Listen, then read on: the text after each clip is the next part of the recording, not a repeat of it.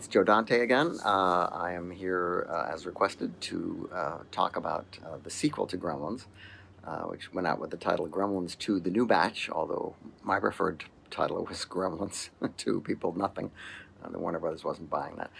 Anyway, I was importuned to do the sequel almost immediately after the first picture opened because it was so successful, and it had been a rather exhausting process making the first picture, and I really didn't think I could stand working with puppets for another year. So I demurred and I went on to do other things. And in the meantime, the studio pursued the idea of doing a sequel with numerous different combinations of writers, but they never came up with anything they liked, which is not surprising considering the fact that they neither liked nor understood the first picture. So trying to duplicate it was a tall order for them. Finally, they came back and said to me, this was 5 years later almost, if you'll give us another Gremlins movie by this date, we will let you do whatever you want. And that's not a offer that you very often get, and certainly one I never got.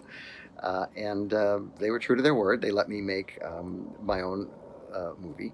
I don't think it was quite what they were expecting, but that was sort of the idea. You know, one of the things about sequels is that what you have to try to do is try to make the audience happy, but try to surprise them. Don't give them exactly what they expect. And studios tend to feel that a retread of the first movie with different characters is the way to go.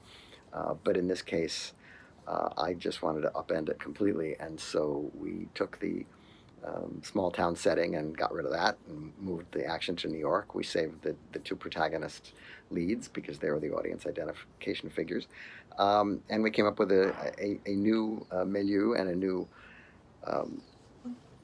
kind of movie for them to be in. It's one of my favorite movies is Hell's a Poppin', which is a comedy in which, based on a stage play where it was different every night.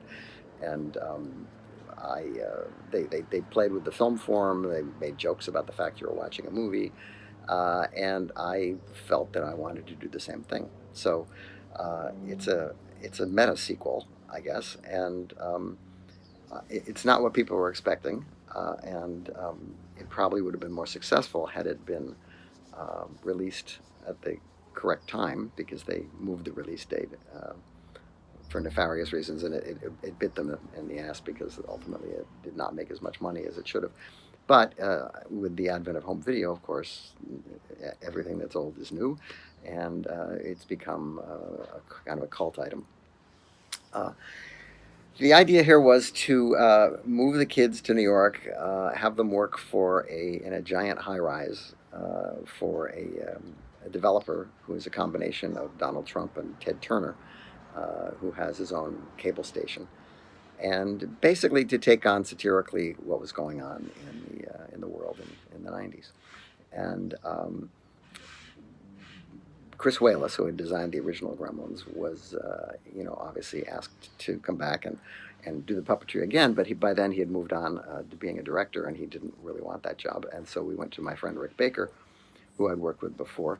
And Rick said, well, but what's in it for me? Because Chris has already done the designs, and I'm just working with somebody else's designs. And that's what led us to create the subplot about the genetics laboratory, in which Christopher Lee and his minions create different kinds of gremlins with different designs and different personalities.